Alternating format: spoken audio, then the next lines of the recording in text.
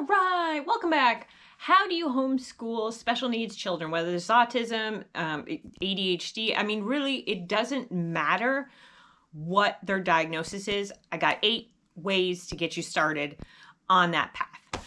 Okay, first up, I have a tip of the day. The tip of the day is to use the word could instead of should. So you're gonna should all over yourself if you're like, oh, I should have done this. And your children are the same way. Oh, I should have done this.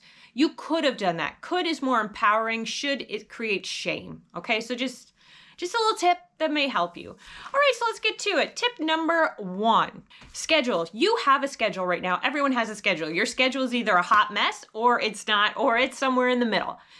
So what do I mean by schedule? You're like, I don't have a schedule. You definitely have a schedule. If you eat breakfast, lunch, and dinner and go to bed, that's a schedule right there. So you can start with your basis of your schedule, and when building a schedule, add in your quiet time. When is your peaceful time? So for example, 2 to 4 o'clock, maybe your kids are on their iPad. Maybe they're not on their iPad until 2 to 4 o'clock, so that you really get the full value of, okay, this is my time to relax, my time to resettle in, and try not to do too much during that time. If you are standing up, you're probably doing too much during that time. That is time. If you have special needs children, you need more time to yourself, more time to relax.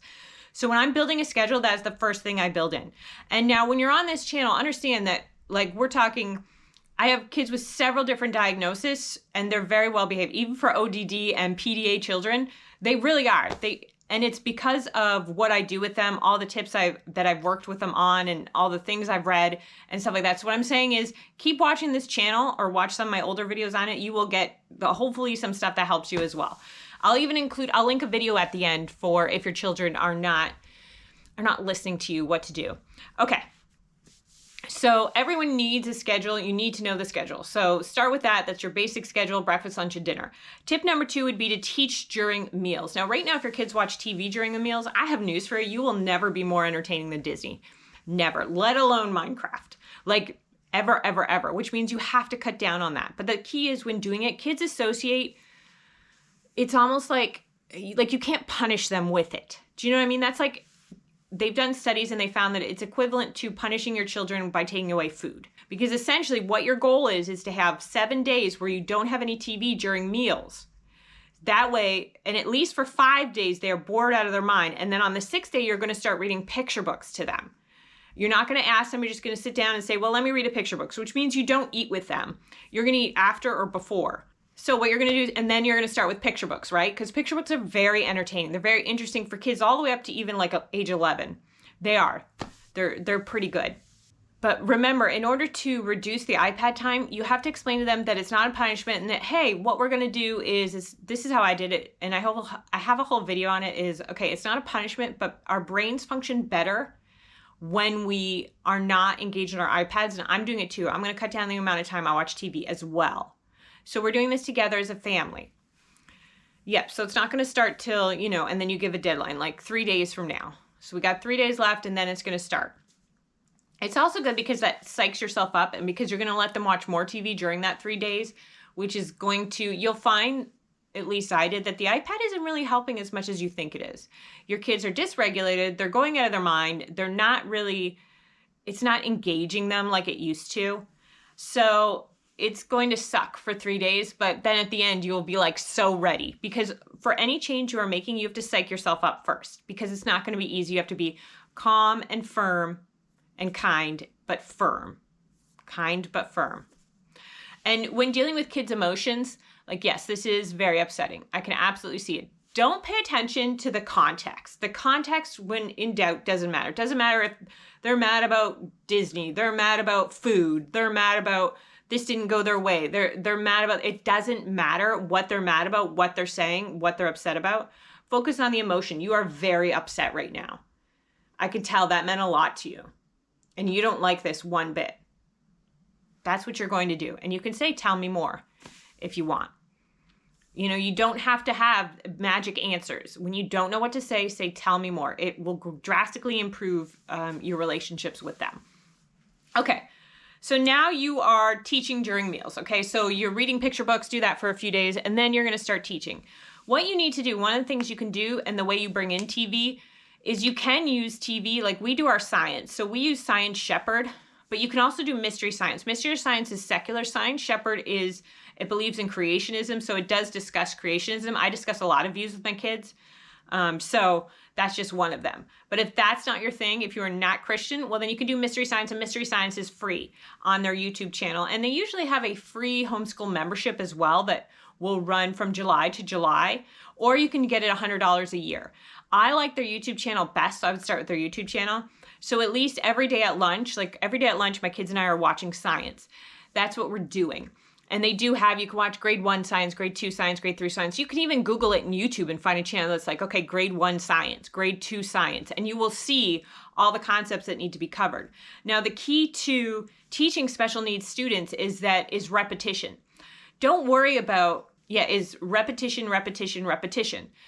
We'll get to that though in a minute. So first, okay, so lunchtime is when you're teaching. The subjects you're going to teach together, there's a few subjects you can teach together as a group if you have multiple children. You could teach science, you could teach history, you can even teach grammar.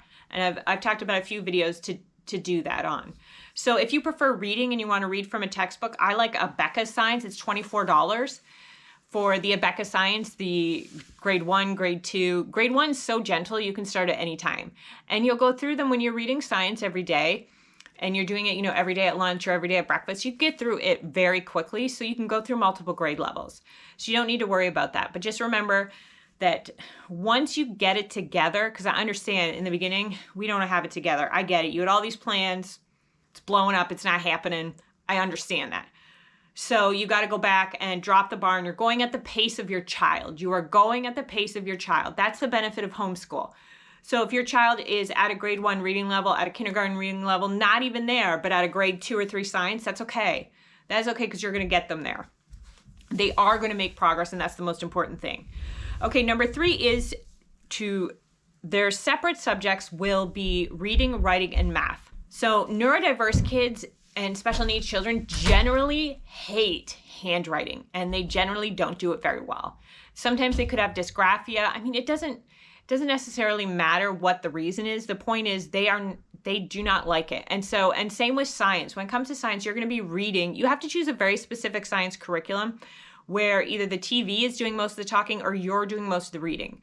If your child has difficulty reading, sitting next to him and having him spend 45 minutes reading you 2 paragraphs of science, it's not getting anyone anywhere, and it's just upsetting. Reading is a separate subject. Handwriting is a separate subject, which means if there are question and answers, they can give you the oral answers and you are going to write them in the book. You are going to be their handwriter for the foreseeable future. However, that doesn't mean that we are not practicing handwriting. You can practice handwriting in smaller chunks. It's just not going to be overwhelming. It's not going to be grand. So how do you get them to do that? Say they don't want to do it. Hey, there's a lot of stuff in life we don't want to do. I get that. So you're going to start off slow with, we're going to do 1 page of math. So choose a math curriculum that you can do 1 page of math, or that you can do online math games, or you can do whatever you want to do. There's a lot of great, I've done several videos of different math curriculums and things like that on there. But essentially you can even start off with, okay, we're going to do 1 page of addition. We're going to do, so JDA Learning Resources has a lot of almost simple addition drills. So you're just doing addition. So every day, for example, when my kids first started, I have them do 1 column. So there's maybe 10 questions, but maybe you start with 5 questions. Again, you're going to be the handwriter. So you're going to sit next to them and do this. Well, what if they don't want to do it? Then you just wait until they ask you for something. Mom, can I have more dessert? Mom, can I have the internet? Mom, can I have my iPad? Mom, can I do this? Mom, can I do that? Mom, can I go for a ride to my friend's house? Mom, can I go outside? Mom, yeah, absolutely. Absolutely. As soon as we get this page of math done. Okay, so you're going to book that into the routine. So right now we do it after lunch. After lunch, we do their individual subjects. Truthfully, I don't care when they do their individual subjects, but my one son, it was very aggravating to him and stressful not to have a time that individual subjects were done. Now, okay, 4. So a lot of homeschool companies, they have testing that they can do, that you can do online to find out where your child is. Sometimes it's pretty stressful though to sit down and go through all those testing and all that stuff, because you got to sit there with them on the computer, and it's very frustrating because they're not used to this format, right? So it's a new format to them that you're trying to get them used to just for a stupid test. And so what I would recommend is start the level below where you think they are. If you think that maybe they're at a grade 1 math, why don't you start a kindergarten math? It'll create self-esteem, and you can try to get a math that you do 1 page a day, kind of a 1 page a day, so that it, like almost year round, because if you're just doing 1 page a day of math, so for example, Singapore mathematics, or now Math with Confidence has a lot of games. I just don't recommend it if you have multiple kids and you don't have like 30 minutes to devote to each child. It's not that it takes that long. It's just that sometimes kids want to play a bit more and stuff like that. Is number 5. Number 5 is, as I mentioned before, review.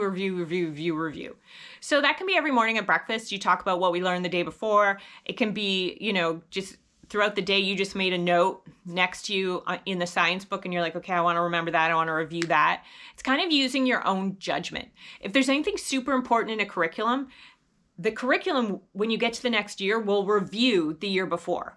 Do you know what I'm saying? Like if it's a critical building block, curriculums usually review what you need to know before beginning that chapter or that concept. So it's not like it's super important to get this down if you're not able to get this together, for that. However, I like to review these pages. So I'll show you some pages of just different things like grammar books we've read and things like that I've taken the main points from. That's kind of one of the things I do during the week is I take those main points to do that. Okay, number 6 is reading. Number 6 is reading. Start at age 7. I wouldn't pressure yourself to learn before then to start teaching them to read. I would use craft right brain readers. Most curriculums are made for children who do not have special needs, and those are left brain thinkers. And most curriculums are made for left brain thinkers. So this is craft right brain phonics. For $10, you can start with the book and the flashcards that are associated with it. You don't need the rest of the system. If you start with that, I'm telling you, it's simple enough. You will get them through it. Before that, I would work on just letter sounds like b, b, b, b. I mean, I'm not really great at that. The Good and the Beautiful has an app that it will play the sounds for you if you need help with that. Or you can have them do reading eggs and let them work online with that. But even if they have problems with that, because my one son had phonological issues, it doesn't matter, they will still learn to read. It might be later on in their 7th year that they start to kind of get it, or maybe later, depending on what your child's going through, that's okay. Okay, I would also, now remember I mentioned kids hate handwriting. So you can take breaks from handwriting. I've done it. I remember someone in my comments said, oh, don't stop handwriting because there are neurons that are developed. Yeah, handwriting's super important in life. It's way more important and way more beneficial that you know how to write things down on a paper. However, 2 things is, 1, maybe your child's not able to do that, and maybe they never will be able to do that. That doesn't mean they won't function well in society. But also there are other motor skills you can do, and you can just wait. Sometimes I've taken a subject and I've put it off 6 months.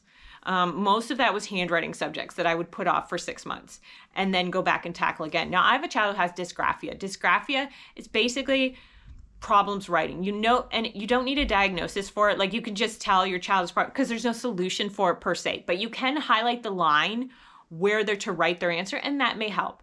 And working on having them write their name, just making sure they can get their name down as one of the fundamental things to start if you don't know where to start for handwriting. And then you can pick up, 2 or 3 sentences. Start with 1 sentence, you know what I mean? Copy work is essentially it, because you're learning about periods and capitals just by doing the copy work.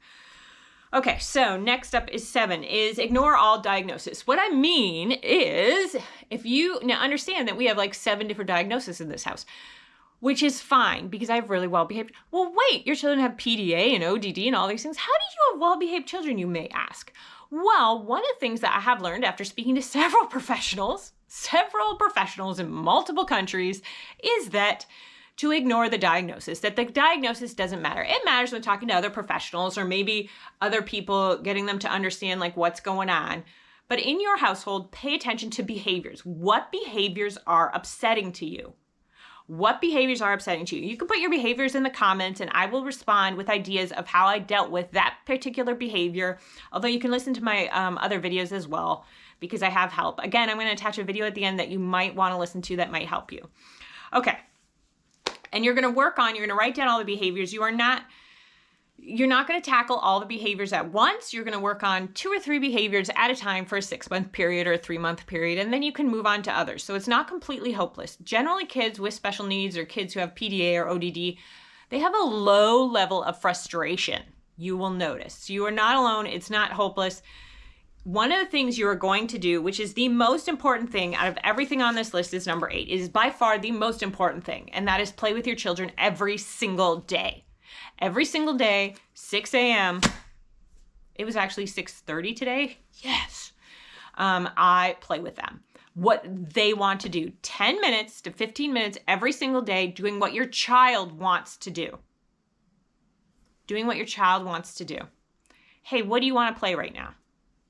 Because then their bucket is full. You are working on your relationship.